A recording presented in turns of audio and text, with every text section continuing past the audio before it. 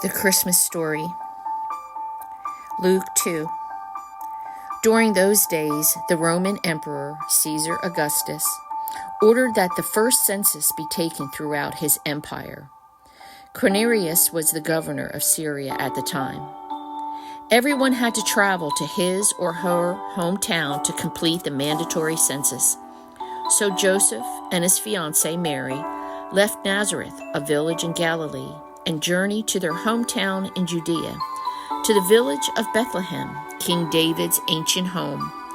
They were required to register there, since they were both direct descendants of David. Mary was pregnant and nearly ready to give birth.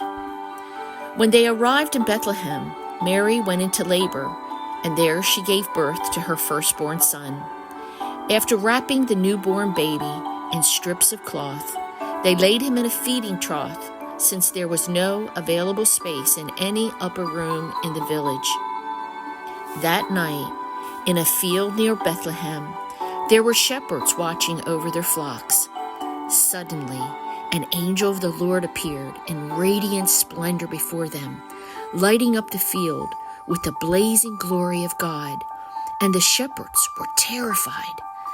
But the angel reassured them, saying, "Don't be afraid, for I have come to bring you good news, the most joyous news the world has ever heard, and it is for everyone, everywhere. For today in Bethlehem, a rescuer was born for you. He is the Lord Yahweh, the Messiah. You will recognize him by this miracle sign. You will find a baby wrapped in strips of cloth and lying in a feeding trough." Then, all at once, a vast number of glorious angels appeared, the very armies of heaven. And they all praised God, singing, "Glory to God in the highest realms of heaven, for there is peace and a good hope given to the sons of men." When the choir of angels disappeared back into heaven, the shepherds said to one another, "Let's go. Let's hurry and find this word that is born in Bethlehem and see for ourselves what the Lord has revealed to us." So they ran into the village and found their way to Mary and Joseph. And there was the baby, lying in a feeding trough. Upon seeing this miraculous sign, the shepherds recounted what had just happened.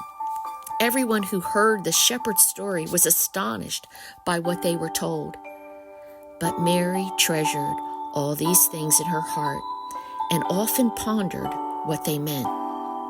The shepherds returned to their flock, ecstatic over what had happened. They praised God and glorified him for all they had heard and seen for themselves, just like the angel had said.